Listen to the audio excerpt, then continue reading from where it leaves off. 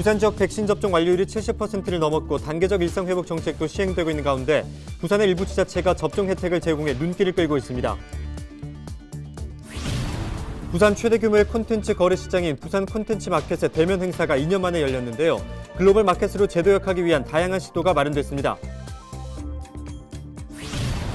부산시가 최근 요소수 수급난에 대응하기 위해 비상대책 전담팀을 구성했습니다. 교통국 등 관련 실국들이 함께 요소수 재고와 공급 계획 등을 논의하고 향후 수급 관리에 대처할 계획입니다. 금정구 금샘도서관이 10일 개관했습니다. 지하 1층, 지상 3층 규모의 금샘도서관은 장서 5만 권이 비치됐고 다양한 시설들이 들어서 지역민들을 위한 복합 문화 공간으로 자리 잡을 전망입니다.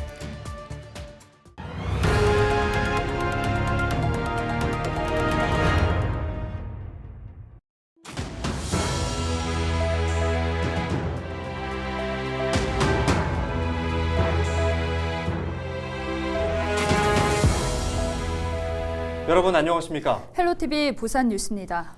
국내 최대 규모의 콘텐츠 마켓인 부산 콘텐츠 마켓의 대면 행사가 2년 만에 열렸습니다. 네, 코로나19로 하늘길이 막혀 해외 투자자는 올 수 없는 상황이지만 글로벌 마켓으로 재도약하기 위한 기지개를 켠 모습이죠. 네, 그렇습니다. 코로나19 이전처럼 대대적인 행사는 아니지만 그래도 신생 제작사나 중소 제작사 입장에서는 투자자들과 이 온오프라인에서 함께 소통하고 공감할 수 있는 자리가 아주 중요한데요. 이번 BCM이 그런 숨통을 틔워준 것 같습니다. 차선영 기자가 보도합니다. 세계 방송 영상 콘텐츠 교류의 장인 부산 콘텐츠 마켓 대면 행사가 2년 만에 열렸습니다.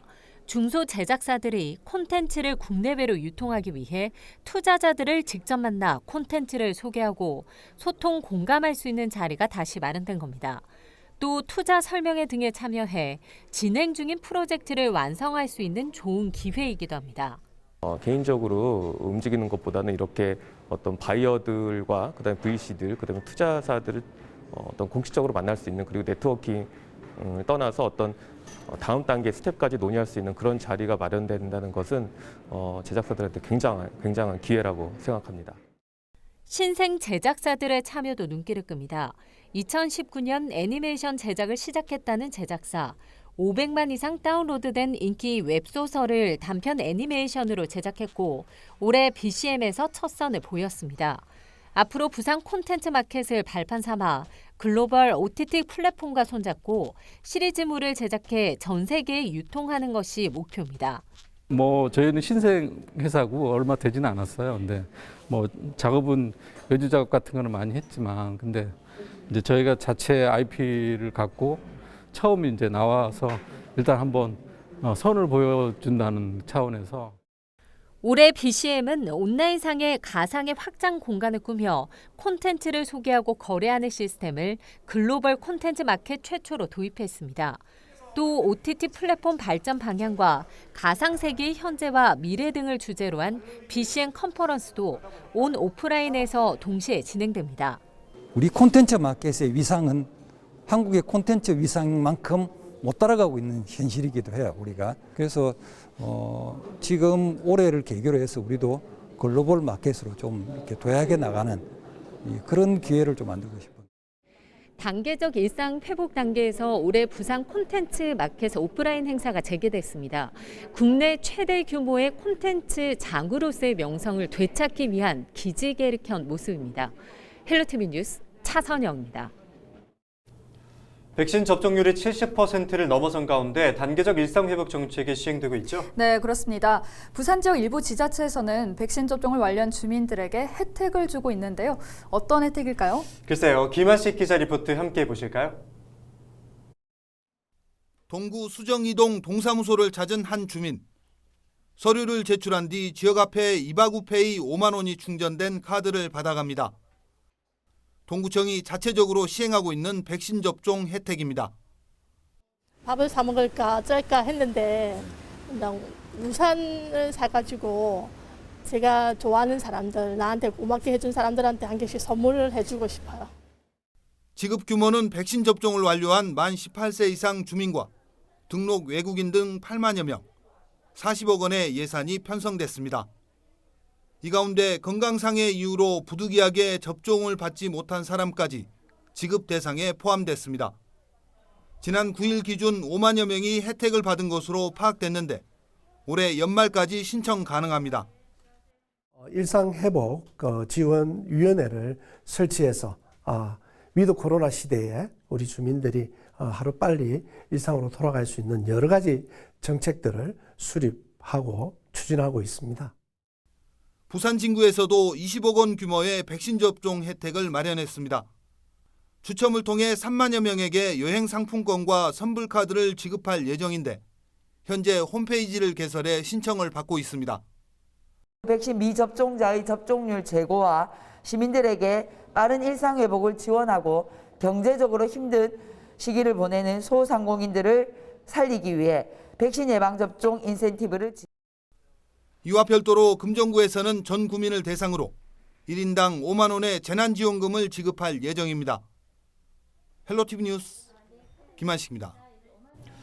네, 사실 주변에 알레르기가 있거나 집안에 심장병 내력이 있어서 백신 접종을 꺼리는 분들도 계시거든요. 네, 그런데 오히려 다른 기저질환이 있는 분들이 백신을 맞아야 한다고 전문의가 강조하더라고요. 네, 아직 백신을 안 맞으신 분들은 꼭 의사랑 상의를 해서 맞으면 어떨까요? 행운 혜택도 함께 받을 수 있습니다. 네, 이어서 다음 소식입니다. 부산시가 최근 수급 관리에 어려움을 겪고 있는 요소수 사태에 대응하기 위해 요소수 비상대책 전담팀을 구성해 첫 회의를 열었습니다. 이번 전담팀은 이병진 행정부시장을 단장으로 교통국과 녹색환경정책실 등 관련 4개 실국으로 구성해 영역별 요소수 재고와 운영 현황, 자체 공급 계획 등을 논의하고 요소수 수급 관리에 대처하기로 했습니다. 현재 부산 지역의 화물 차량 약 4만 3천여 대 중 요소수가 필요한 차량은 약 28.2%인 12,200여 대에 달하고 마을버스와 전세버스 등도 각각 46.2%인 264대, 72.4%인 1,277대가 필요한 것으로 나타났습니다. 부산경찰청은 낙동강 유역환경청으로부터 요소수 매점 매석 혐의로 2건의 고발장이 접수됐다고 밝혔습니다.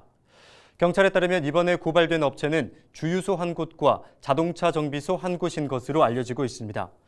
경찰은 절차에 따라 해당 사건을 신속하게 수사해 혐의가 입증되면 엄정하게 사법 처리한다는 방침입니다. 금정구 금샘도서관이 10일 오후 개관했습니다. 윤산터널 상부 유휴부지에 들어선 금샘도서관은 국시와 구비 등 총 사업비 152억 원이 투입돼 지하 1층, 지상 3층 규모로 조성됐습니다. 도서관은 장서 5만여 건이 비치됐으며 자료실과 북카페, 다목적 홀, 종합자료실 등이 구성돼 지역민들을 위한 복합 문화공간으로 자리 잡을 전망입니다.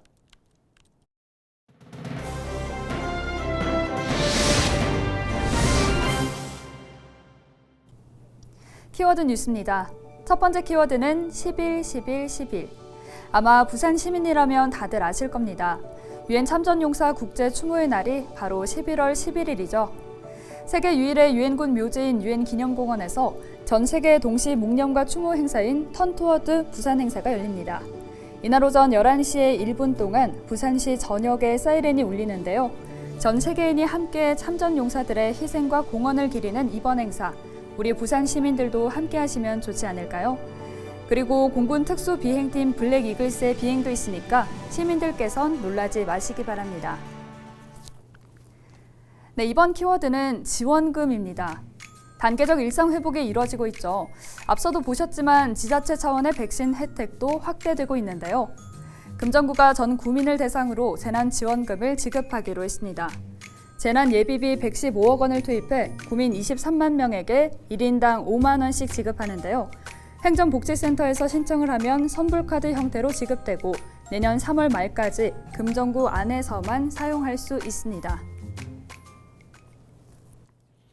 네, 이번 키워드는 힘내세요입니다. 코로나19로 다들 힘든 시기인데요. 그래도 나보다 더 어려운 이웃을 생각하는 분들도 많죠. 기장군 농업경영인연합회가 코로나19로 어려움을 겪고 있는 취약계층을 위해 농산물을 기장군에 전달했는데요. 연합회에서 시군 보조사업인 전통 농경문화보건사업을 통해 재배한 쌀 80호와 고구마 100상자입니다. 농산물은 지역 내 사회복지시설과 취약계층 등 어려운 이웃들에게 전달될 예정이라고 합니다. 마지막 키워드는 관광 분야 정책 AS입니다. 행정이 여러 정책을 세우고 다양한 지원책을 내놓고 있는데 그 정책이 잘 진행되고 있는지에 대한 점검도 필요하겠죠. 부산시가 박형준 부산시장 취임 후 역점적으로 추진하고 있는 비상경제대책회의 후 후속 조치로 정책 AS 현장 방문을 진행하고 있는데요. 10일 오전에는 부산관광기업지원센터에서 관광 마이스업계와 함께 소통하는 시간을 가졌습니다. 단계적 일상 회복에 맞춰 이제 관광산업도 점점 활성화될 텐데요. 박 시장은 이날 관광기업들에 대한 실질적인 지원을 하고 있는 관광기업지원센터를 찾아 관광업계 회복을 위한 적극적인 지원과 업체들의 제도약을 강조했습니다.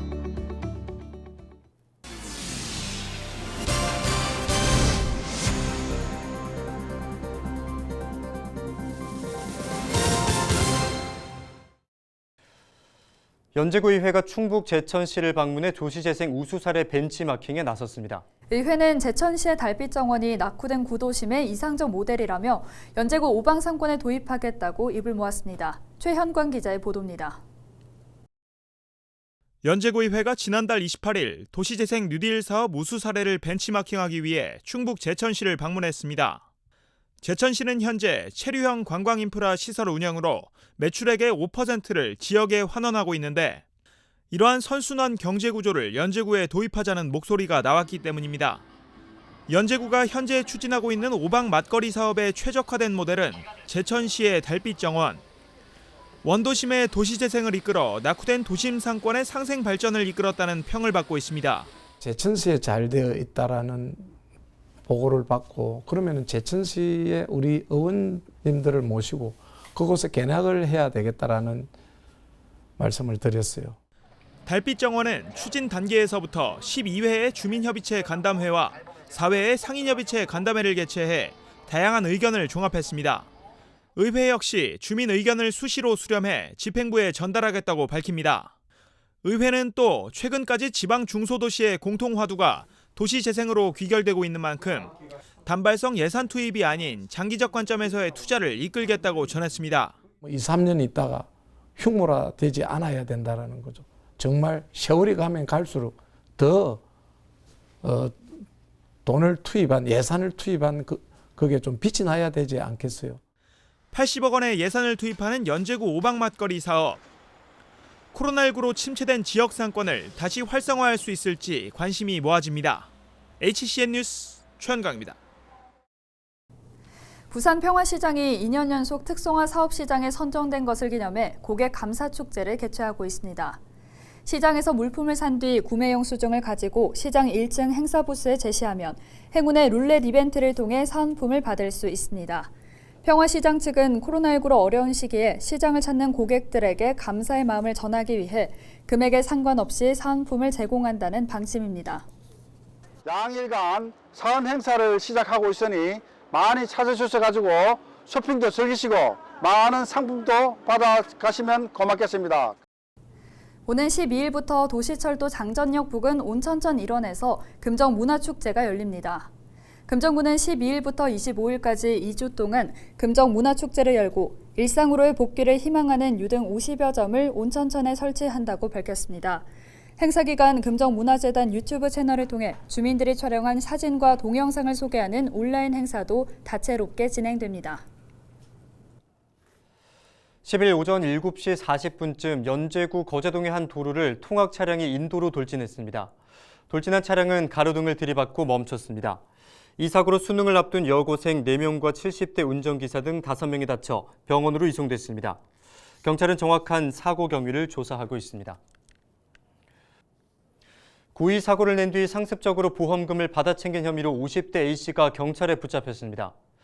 A씨는 지난 2015년 9월부터 올해 9월까지 20차례에 걸쳐 서행하는 차량과 고의로 부딪힌 뒤 합의금과 보험금을 받아 가로챈 혐의를 받고 있습니다.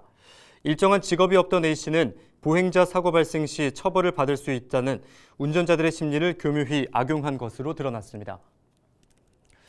부산 지역 초등학교의 방과 후 학교 운영 만족도가 매년 지속적으로 하락하고 있는 것으로 나타났습니다. 부산시의회 조철호 의원은 시교육청 행정사무감사에서 이 같은 문제를 지적하고 만족도를 높이기 위한 대책 마련을 요구했습니다. 조 의원은 사교육 대체제 역할을 해야 하는 방과 후 학교에 대한 만족도가 낮은 부분은 공교육 차원의 안전망이 원활히 작동하지 못한다는 의미라고 지적했습니다. 이상으로 뉴스를 마칩니다. 함께해 주신 여러분 고맙습니다.